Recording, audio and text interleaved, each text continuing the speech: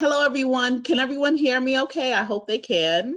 My name is Adeola White. I'm the Assistant Director of the MA in Applied Theater Program, and I'm joined here with my colleague, Chris Fine. Chris, do you want to introduce yourself? I do. So hello and welcome. Good afternoon to everyone.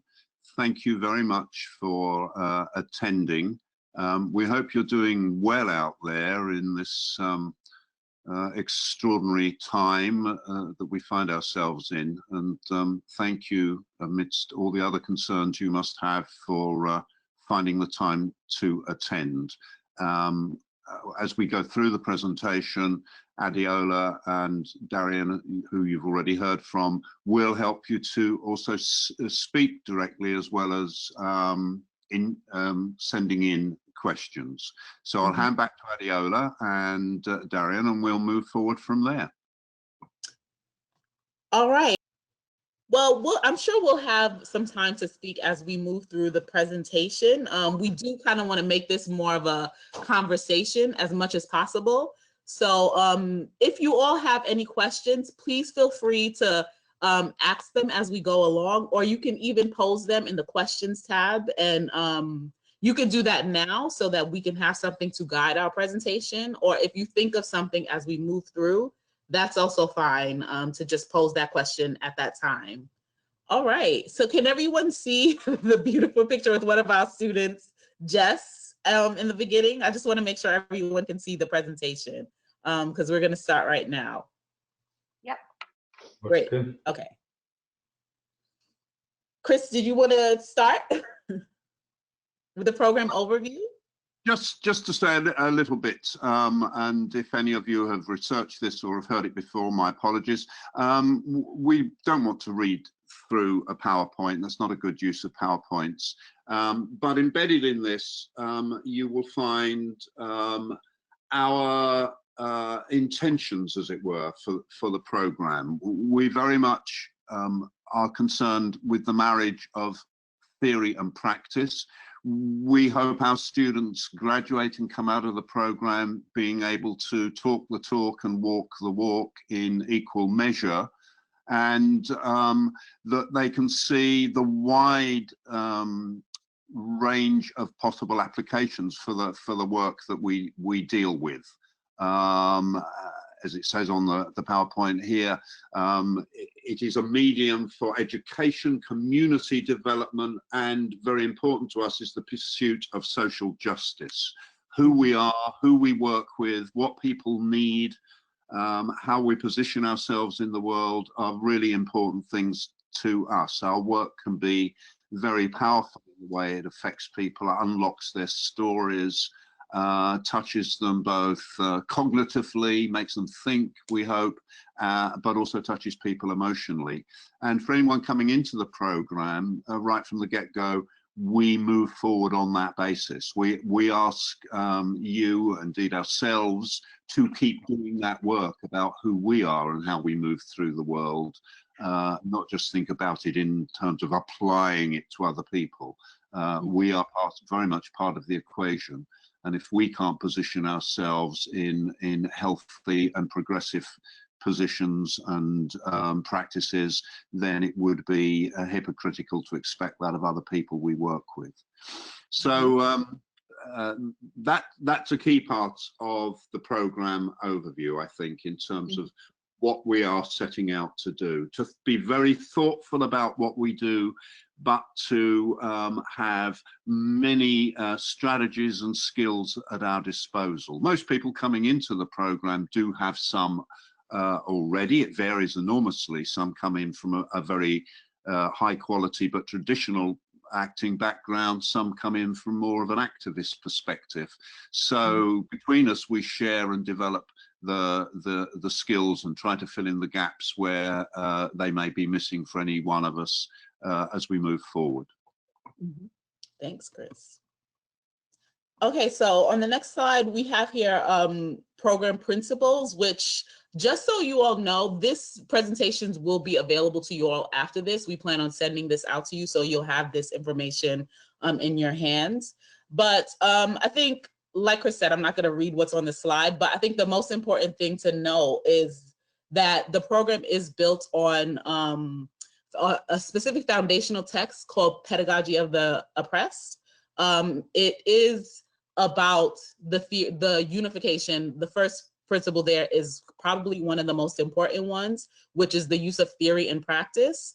Everything that we do in the coursework, when we're coming up with projects, when you're working with your groups, is about reading, researching, and reflecting the text, but then also applying it while using the toolbox of, the applied theater tools that you will gain in the program. So I think that's important to keep in mind, not only as a person who's trying to come into the program, but as you leave, as an applied theater practitioner, making sure that you have the theory of the work, and you're able to practice it in the most holistic, in the most, in a way that's very, what is the word that I'm looking for? Intentional. Intentional. And again, I'll be looking at the questions tab as well. So if any questions pop up as we go through this, I'll be checking back and forth. But again, we have unmuted all your mics. So if something comes up, please don't be shy. Feel free to share. Yeah, shout out. Can I just add one thing into what you just said there, Adeola? Because another important aspect, very important one, is our ensemble ethos. We work in groups, so depending on which track of the program you came in on, if you indeed wanted to come in, and we'll talk to you more about what we mean by track later on, you would be with a group of people that you would pretty much travel through the program with the whole time, a very tight ensemble group. It builds very strong links, it develops community, and we didn't realize this when we launched the program, but we have found that those community groups hang together and support each other way, way beyond the time in the program, offering being a source of employment for each other, certainly a source of developing work together as they go along. So at least half the folks that you come into the program with, you would travel through the whole program with them and be doing all the courses together. It's not a smorgasbord of select a course here, select a course there. I've worked in other contexts where you might see a fellow student in one course and never meet them again, or not see them again until the final course of the whole degree program. That is not the case here. And I tell you what, at times like we're in now, it really, really pays off. Definitely. The mutual support and love and concern shown between people is just extraordinary. So yeah, so just that one. Sorry, Adeola, I just thought. No, not at all. Underlining. Onward. Yep. Quick question. Yes. You mentioned that it's a good program for actors and activists. My question is, would you say that is also a good program from someone with more of a design or technology background? That's a challenging question. Design. It depends what you want to do. I would say, and be very honest here, the work we do does not play directly to the implementation and use of those skills, but certainly we have found the people that have those skills, and sometimes they're not necessarily trained professional skills, but they may be aptitudes that people have, costume design being one, for example, already. They certainly support and help what we do, but there hasn't been a specific focus on the technical aspects of the work. But believe me, if we find out somebody has those skills, there are many ways in which they get used and deployed, not least of which is through our relationship with the Creative Arts team, which is our sister professional applied theatre outreach program. out of which this academic program actually grew. And they are out there working in the community and in the schools all the time, except in extraordinary circumstances like this. They also have a wonderful, thriving youth theatre group, which is directed by one of our key faculty members. And design and technical skills have been employed from, literally employed, paid employment from our student pool in that work and their productions. I don't know if that entirely answers your question. I mean, I would need to come back to you in terms of what is it that you want to get out of a program such as this? Do you want to broaden the base of what you do, or are you looking to find other avenues for those skills that you already have? I would say I'm looking to apply those skills, but also to broaden my horizons is definitely on the list. And the social justice thing and activism thing is very compelling for me. So thank you. You did answer my question. Okay. Well, I just want to underline that, you know, there'll be a lot of emphasis on, I mean, I guess at the heart of everything we do is the skill of facilitation, that we will be there in groups of people, offering opportunities, encouraging participation, encouraging civic and educational engagement.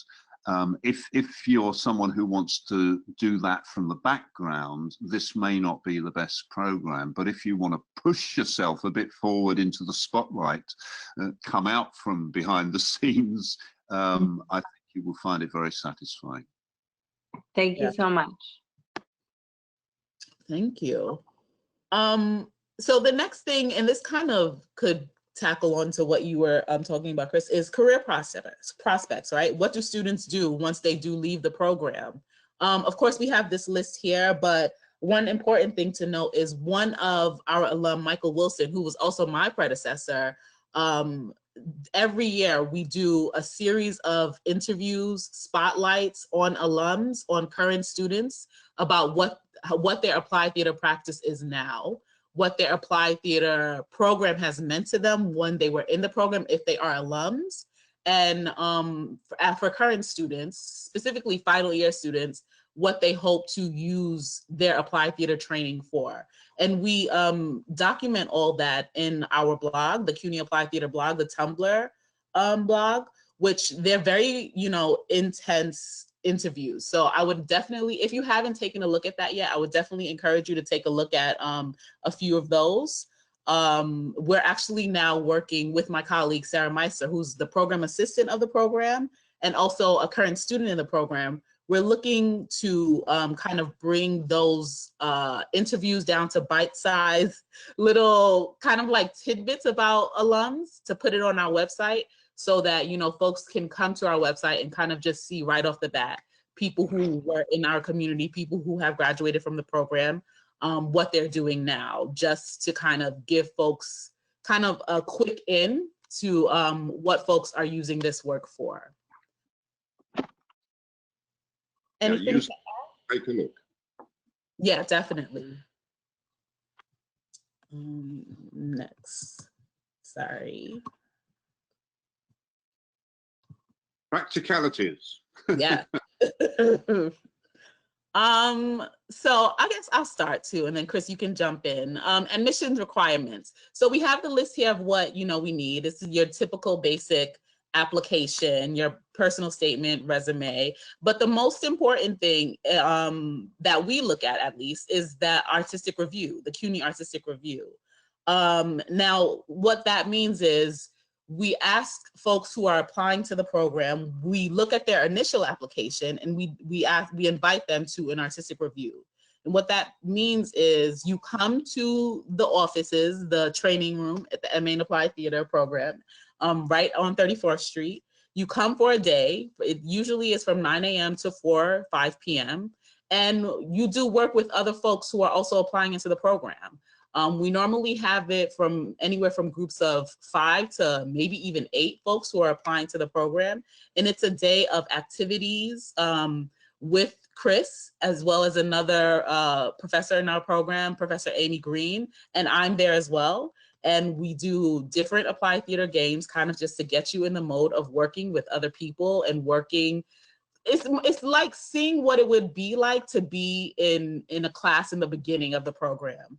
And then there's we ask you to share a piece that you devise based on an issue, a current event that is important to you. We ask you to devise something, an artistic piece. It could be a monologue, it could be, you know, a dance piece, it could be, you know, a different activity that maybe you've done with a group. We ask you to share that with other folks who are also applying into the program. And then there's an interview process with either Chris, Professor Amy Green, or myself. And yeah, it's really a chance for you to get to know the program just as much as we're trying to get to know you as a potential student in the program. It's important to us to see how you work, what is important to you in terms of what's happening in the world, and how you hope to use applied theater in the program and once you leave from the program. So that element of the application process is very important for us. Once that artistic review has been completed, you will either hear from, you most likely will hear from me by phone call or email a few weeks after that about, you know, whether we would like to invite you into the program. And that's an unofficial type of invite. The official stuff comes from CUNY shortly after that. Chris, is there anything you want to add to that? Well, just to say, and I'm sure this is passing through people's minds even as they listen to you, Adeola, that in the present circumstances, we are unlikely anytime soon to be inviting people to come to a live gathering. Right. But that's okay, because access is important to us, and although obviously under normal circumstances, we prefer to see people and bring people together and see how people work as part of an ensemble. We also recognize that that would not be always possible, particularly on spec. If you're, not sure you'll be offered a place, you're not sure you even want to come, are you going to spend a heck of a lot of time and money, say Davika coming from India, or even coming from San Diego? So we've always had available a remote application process. We still ask you to produce a very short piece of work. And post a link to it, usually via YouTube is the best way. And we can do remote interviews using Skype or Zoom or whatever. And we give you some questions to think about beforehand. It's not as fully rounded as working with another group of people, but it does give you and us time to get to know each other a little bit and to see both intellectual and creative dimensions to who you are and what you do and what your aspirations are. Now, I suspect that because things aren't going to change swiftly anytime soon, unfortunately, that we'll be using this more and more. So anyway, bottom line here, if you're interested to apply, do that ASAP, and we will take it from there and make sure that we have plenty of contact with each other. Just one other small thing, and this is much more of the bureaucratic niceties. Our institution, the School of Professional Studies, will require a transcript from a previous institution of yours that does demonstrate that you have a bachelor's degree. The GPA that is asked for on the application form, we have discretion over. So we're not, nobody will be ruled out because it isn't quite what it says in the initial application. We're much more interested in you as a person, not just some product of the education machine. So would look at that as well. And I'll say one last thing. I'm afraid, in spite of our ongoing protests, there's a lot of binary questions on that application form in terms of gender identity, for example. We've tried to get it changed. It hasn't happened thus far. We will keep banging on the door. So it's a kind of an apology up front if you see that it doesn't in any way accord with your sense of your own identity in terms of gender or ethnicity or anything else. Absolutely. And also, if you do look on the website, the next admission application deadline is May 18th, just so you all know. All right. But the sooner the better. Yes, definitely. Chris, you started on this. Do you want to start? Yeah, I'll try and be as concise as possible, and this can get a bit complicated and confusing. When you apply, you're asked to think about, do you want to do a full-time track or a part-time track? The difference, as it says at the top of this slide here, is that the full-time track is completed in 2 years, the part-time in 3 years. And a full-time is somewhat misleading. It doesn't mean you're there all day. What it means is you would, in most semesters over that 2-year period, until you get to your last semester, you will be doing 4 or 3 courses. Although again, that's a little confusing because some of those courses might be independent studies which you can fit in at different times to suit your own schedule. But certainly in the first year, if you come in as a full-timer, in the fall and in the spring, you will be doing 4 courses in each of those semesters, which is quite a heavy lift. And is probably not a choice to make if you have a demanding job. For example, we have a number of people in the program who are full-time teachers, either in public schools or already in the higher education system. We have people who work for activist organizations and do a lot of traveling around the country. Again, the 2-year full-time track is not probably the best choice for them. But if you're someone, and particularly if you were moving here from out of town and you didn't want to have to live in New York City longer than necessary because it's expensive and you might not be a city person, then you know, devoting yourself and immersing yourself over those 2 years may be the way to go for you. Also, we suggest that you think about your own learning style and learning needs. How quickly do you read? How much do you like to immerse yourself in study? Because apart from the hours spent in the studio, there's obviously reading and writing to be done.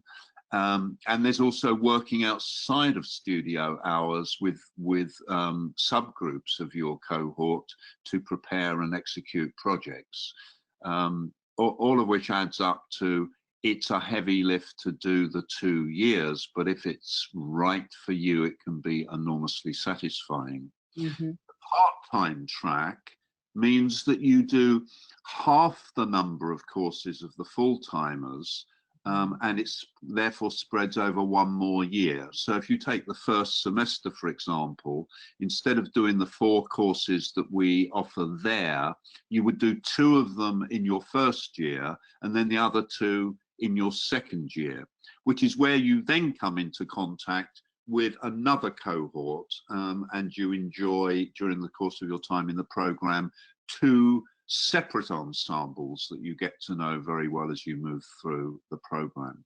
The other last thing I'll just say on this, because I think this is important for people, so pardon me if I'm saying a lot here, is again, when we're talking about full-time, I did say it's not all day.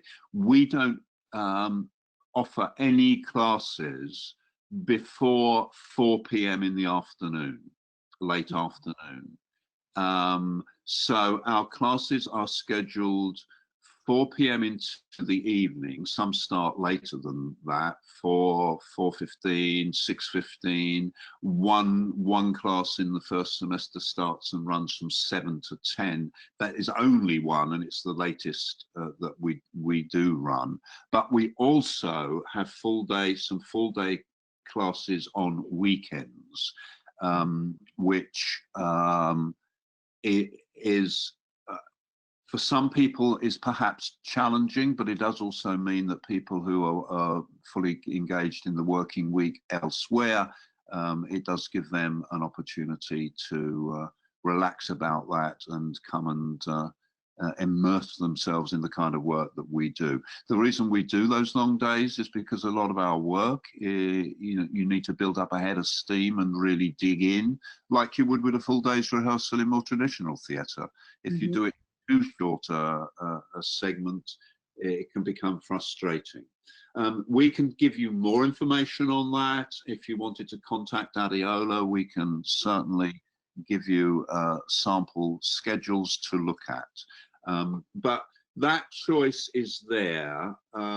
It is very hard to switch tracks once you're in the program.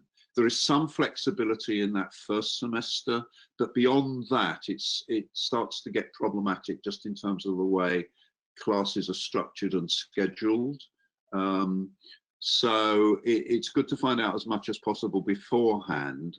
You wouldn't be condemned to something that you were uncomfortable with if you did get it wrong for you. But we would try and advise you as much as possible before you made that choice. Definitely. Thanks, Chris.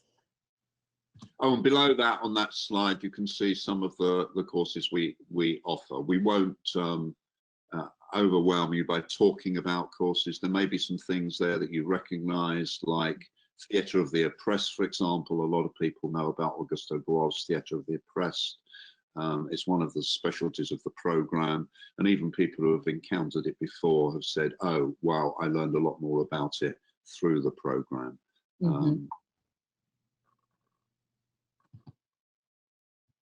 Okay.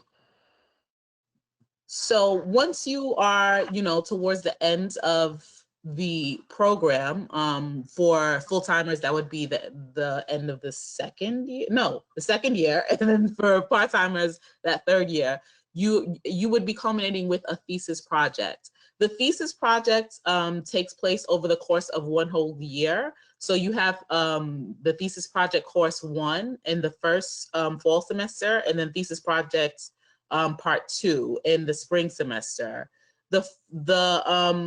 So the most important thing to highlight about that are the two components of it, which it says here on the slide, which would be the practical work and then the paper that you do after you've done the project.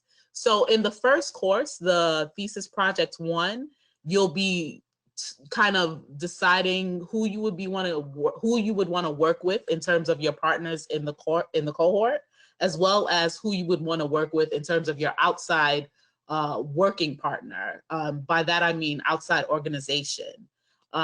So you would be researching and working through what you would want to do with the outside organization. Now, the examples that we have here is it could be you're really interested in theater and education and you want to do a TIE piece for adolescent students in a middle school, or you would want to work with an outside, the reason why I talk about adolescents is because that's actually what I did with my thesis project. I worked with adolescent girls in a school in East Harlem, but there have been a number of folks who have done projects with adults, working with various different groups. I know during my year, there was a group who worked with veterans. I believe they were homeless veterans. I'm not really sure what mode or what they actually used, but the most important thing is that whatever it is that you're interested in, whether that be what group you'd like to work with, whether that be the form you'd like to use, or who you would like to work with in the program, All of those things are discussed in thesis 1. And then thesis 2 is more about implementing what it is that you discussed in thesis 1. And the beginning part of thesis 2, those first few weeks of that course, you're implementing your project. And then toward the latter part of that course, you're writing your project with the help of an advisor. So thesis 2 is not a typical class where you will be coming in every week and meeting with the whole program, the whole cohort as a group. It's really about, those one-on-one conversations that you have with your advisor about what it is the work that you've done already, as well as with your thesis group. And pardon me for saying thesis group, thesis cohort. I know I should make the distinction there that your thesis group are the people that you're working with. And usually that takes place in groups of 2 to 3 people, as opposed to the cohort, which is the class, which is the entire, final, that final class that you would be having. So that thesis 2, you're working predominantly with your thesis group, the group of 2 to 3 people. And then once all of that really culminates in a presentation. Once you've completed the project, once you've pretty much completed writing the paper, and once you've actually defended your paper, which I think, Chris, you can talk a little bit about that. After all of that has happened, you present the work that you did to the community, the applied theater community, meaning the other students, their family, their friends, and sometimes their outside organizations come and, and we have a final presentation of of all the work that they've been doing for that entire semester. Chris, do you want to talk a little bit about the defense? I'll say a tiny bit. It's a forbidding word, but which we've kind of inherited, I guess, from academic traditions. What it really means is that you come with your final thesis work, and which it documents the practical work you've done. You sit with your advisor, you sit with somebody from the program. It could be me, it could be Areola, it could be somebody else, and you also have a third outside person that you can choose, actually, if it's somebody you know who is associated with the kind of work you're doing. And we have a very much a productive collegial discussion about the work you've done. It is not combative, and that's where the word defense is very misleading. Mm-hmm. It is about building on what you've done, and celebrating what you've done and what you've discovered. So that's the culminating point of the program, and you have that in perpetuity, a bound copy of your wonderful work and findings. Just say a little bit about the kind of work that's happening this year. At the moment, we were very lucky because of the way we advise students to do the practical work first, and then obviously you need to do the practical work before you can write about it. Mm-hmm. To schedule enough time so you can do that writing without too much pressure. It did mean that most groups, I think all but one group, had pretty much finished all their implementations before the present crisis struck us. So they were able to work with live groups of participants. Those groups this year, this is an exhaustive list, but it gives some examples. We got one student who is themselves on the autism spectrum who wanted to work with young adults who have special learning needs and are moving and trying to make their way into the workforce. Another group that was working on museum studies and looking at what museums have to offer, how they should maybe rethink themselves in terms of the world and the identities of people who maybe don't feature in their museum, what should I say, world. we had another group of students who have been working with domestic workers and looking at how they negotiate that very unstructured, usually ununionized field of work, and how they can share their stories, look at some of the problems they face, and address them as a group, and generally look forward to being more active and supportive of each other, even with a view to unionization if they are not already in a union. Another one is with former substance users in a sheltered environment, looking at some of their stories and needs, and building community with them. And what is it exactly, Adiola, that Shantae and Cameron are doing? Yeah, Shantae and Cameron are working specifically looking at folks who are in the diaspora, the Black diaspora, and looking at what it means to be Black, what it means to define yourself as Black in a relationship, and your self-perception in a world where, you know, white supremacy is rampant.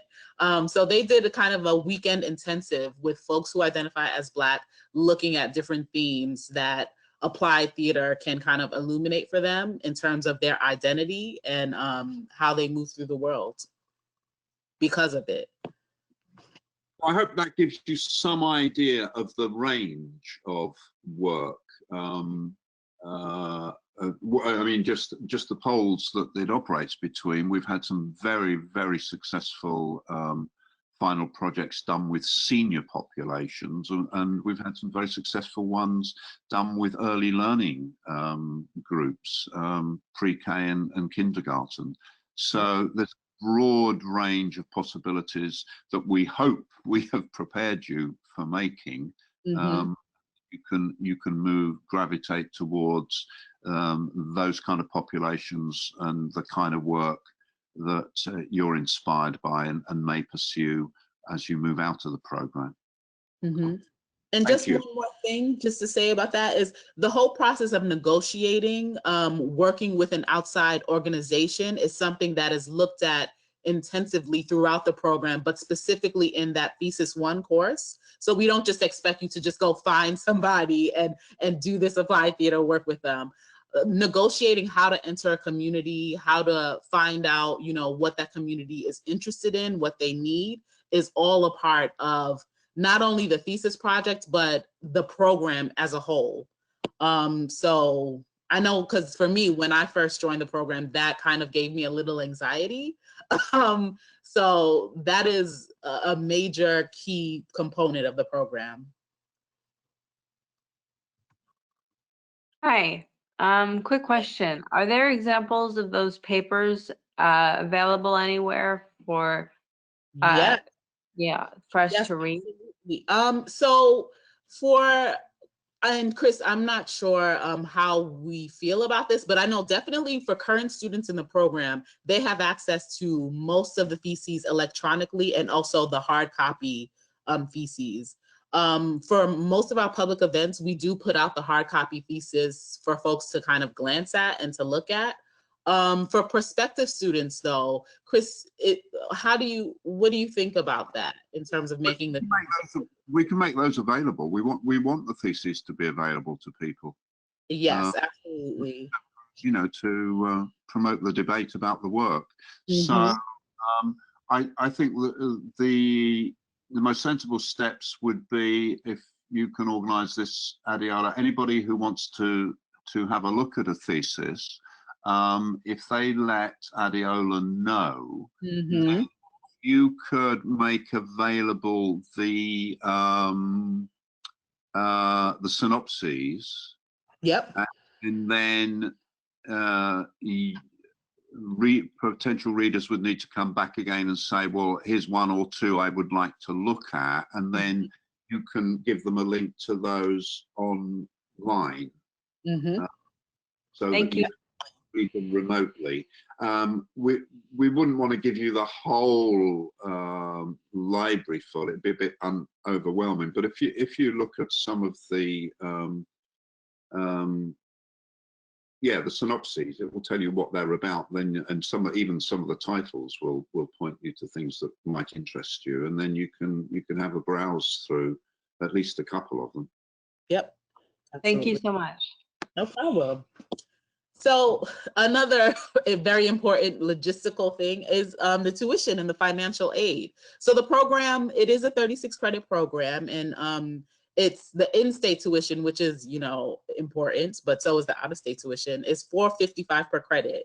So in-state tuition is not going to be more than $17,000, give or take. But the out-of-state tuition for folks who are joining us from out of state, per credit, it is $830 per credit. But we do make sure that folks who are here beyond that first year, we make sure that they have all the information they would need to make sure that they are residents of New York so that they can qualify for that in-state tuition.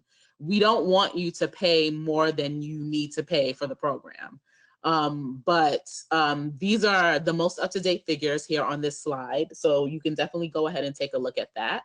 But also, in addition to that, we encourage folks who are applying to the program to look for ways to fund their education that is a little outside of the box, if you will, meaning look for grants, look for different financial resources, different scholarships that tend to that is about maybe your identity, or maybe if you are looking on studying a specific population, look for resources that cater towards that. Look for opportunities that are out there to, and I encourage folks to do as much research about this as possible, because anywhere that you can get kind of grant money or scholarships to fund your education, we of course will promote. So we're currently, within the program, we're currently working on updating a financial aid tip sheet that kind of lists different organizations that have fellowships and grants available that you may be able to apply for. And if that's some information that you would like to have right now, please email me, let me know, and I'll go ahead and send that to you. But in addition to that, I encourage you to do your own research.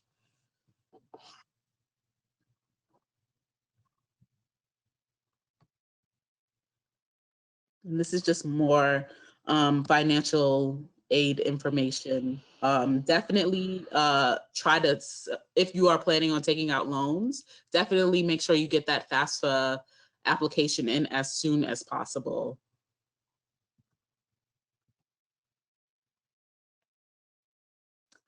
Chris, would you like to talk a little bit about the CAT partnership, the Diversity and Applied Theater Apprenticeship?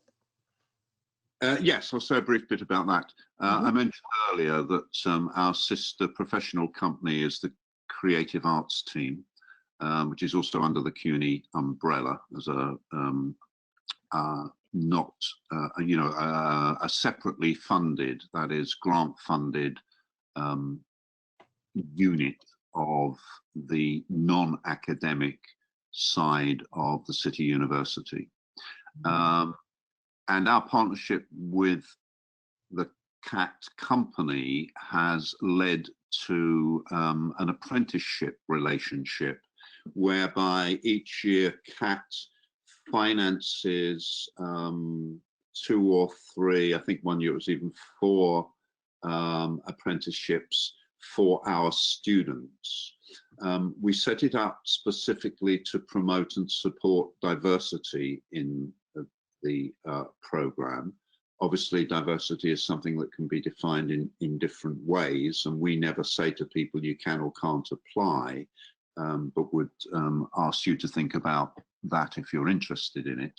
The way it works is if you're successful with your application, and it is the Creative Arts Team, not ourselves, that determine that success, although obviously they consult with us, then you would work with the company while you were in the program for up to 20 hours a week.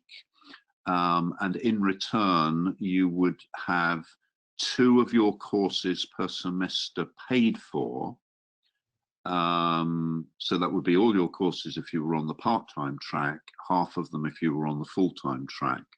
Plus you would get an annual stipend, which is between working between September and June. That's the working period, but during that period you would be paid in installments a stipend of $8,000. So that's the diversity program.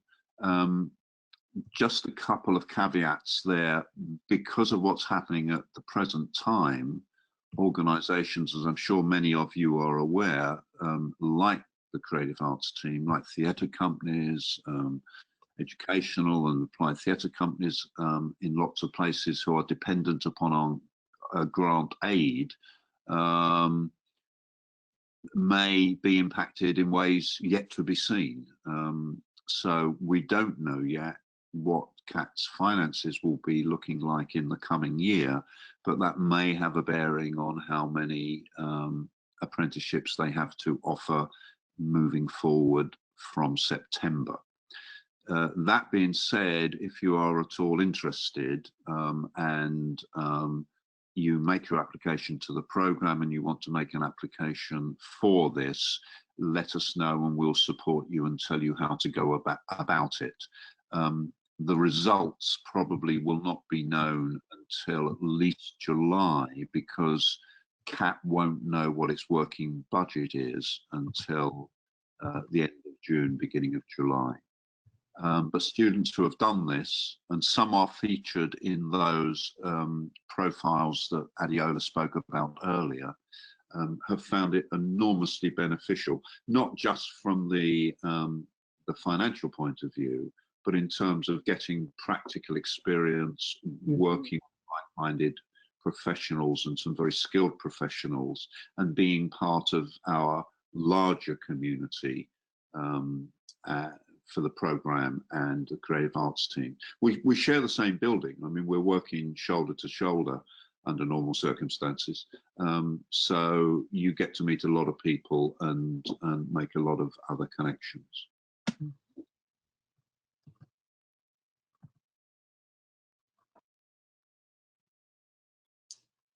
And not, I think you mentioned this, Chris. I'm not sure if you did. Just the details I've already talked through, and I encourage people to, in their own time, to come back to this and have a look at it if they are, you know, really interested in this possibility.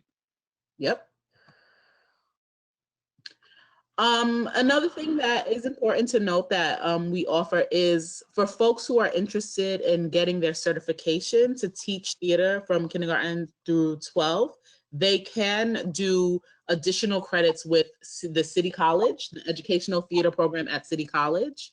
If this is something that's interesting to you, if you're interested in this, definitely take a look at the link that I put on this slide.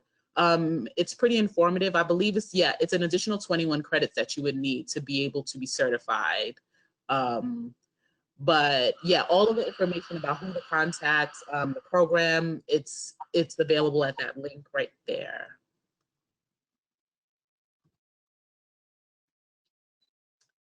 So we are really interested in making sure our students have are offered things that, one, they are interested in, especially using their applied theater training to kind of expand their applied theater training, whether that means bringing outside folks who are alums to come and talk to them about their practice, their applied theater practice, or presenting their applied theater practice to other organizations. But Emmy, the special events that we offer here at the program, we have some listed here. The Racial Justice Conference is something that, Chris, how many years have we done the Racial Justice Conference for? I'm not sure when it started.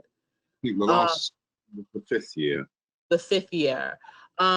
This has kind of really grown from a weekend intensive, looking at racial justice, what it means, and it's grown from just a weekend thing to kind of like a larger conference that we've hosted just this past year.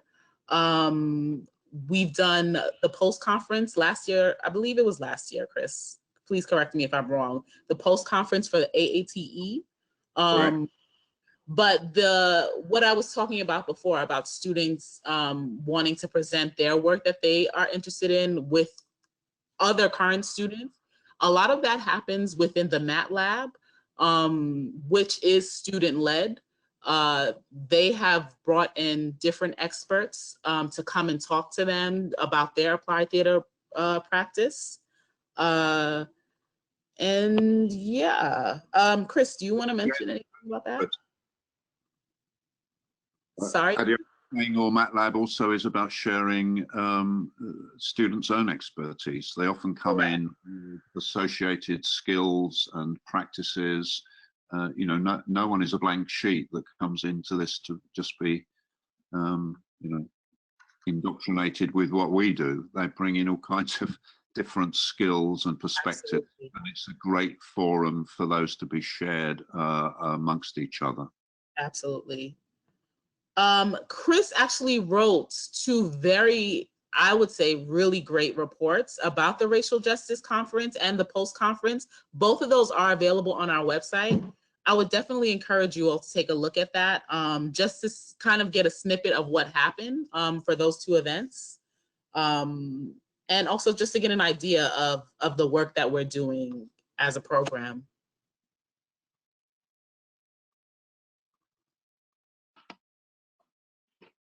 And yeah, that is the end of our slideshow. If you have any questions, any comments, please feel free to contact us. All of our information is there. And we would like to open it up to you all if you have any other specific questions. Thank you for hanging in for the hour. But we'll take a few minutes longer if you want to jump in with questions now. Mm-hmm.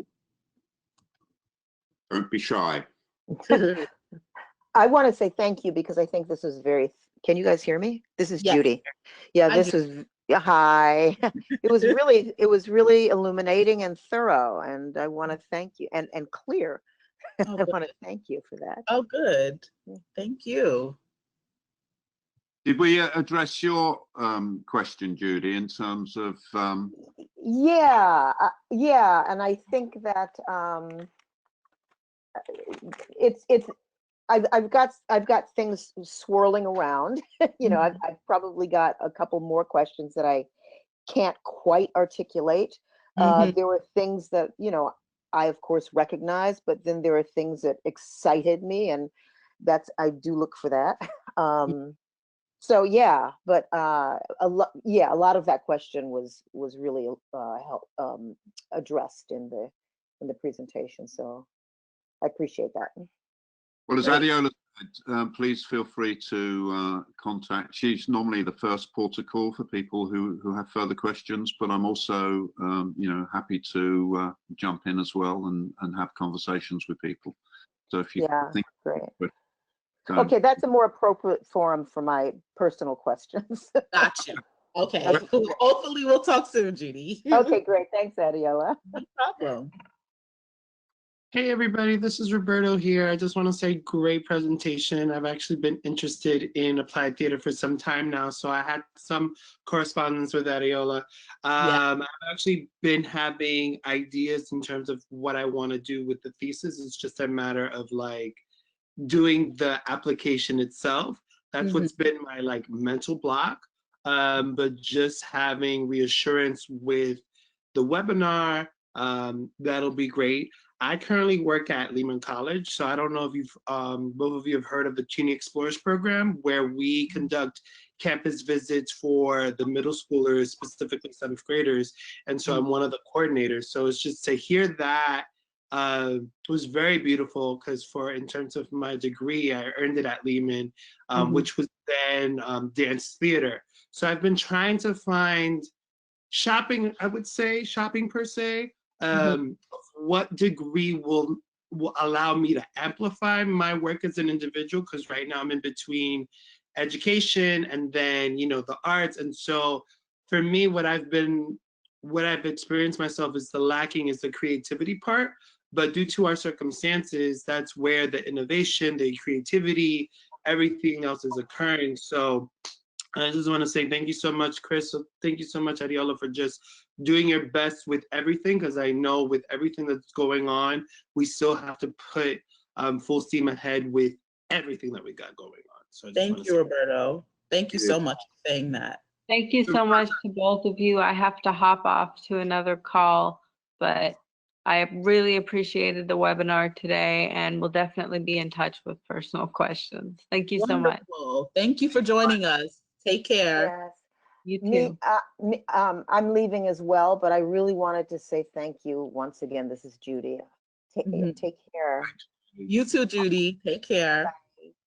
I guess since people are chiming in, I will chime in and just say that it's really good to be back and hear both of your voices. Oh, And thanks. I feel so excited that like almost 3 years of work has brought me back to this. Wonderful. Yeah, it's just like it. And actually all of this happening in the world right now, I've had to change I'm a theater teacher now, and I teach class like every day to 2-year-olds via Zoom. Wow. And it's insane. And right now I'm actually, if you heard my arts and crafts, I'm really sorry. I'm making visuals for them right now. But at first I was a little bit nervous when I got my acceptance, but the more that I've thought about it, the more that I feel like this type of work, because I think theater might really change from this. So the way we're going to have to make it and the way that we're going to have to be able to get it to people is going to change as well. And so this type of work seems even more necessary for the environment that we're currently in today. So I'm just really thankful for you guys for creating a safe place that people can really explore that and do it, affordably as well. Absolutely. So, So that's great, Rachel, and to everybody else who's still hanging in here, and Adiola, we should make sure we send it out so the people who've just jumped off get it also. Organising for next week, actually, on I believe it's the Wednesday evening. We're going to do sort of a community gathering remotely, obviously. There's no fixed agenda, but just to bring people together, find out how they are faring, what they've discovered out of necessity with the kind of work that we all do now that we're so separated and separated and yet together, I hope, still connected. So we can use Zoom for that, and if anybody wants to jump in and join us, we'll make sure, Adiola, that everybody that's been on today gets that invite and link to do that. Absolutely. So we can pick up on what you were talking about, Rachel. Yeah, and I would love to hear how any other, practitioners are making things exciting, because it is definitely a new frontier. It's unbelievable. Yeah. Anyone else before we close and release you all?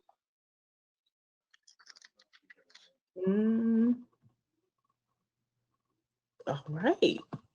That's it. Okay. Well, thank you again. And hopefully we will all be in touch very soon. Thank you. All right. Take care, everyone. Take care, everyone.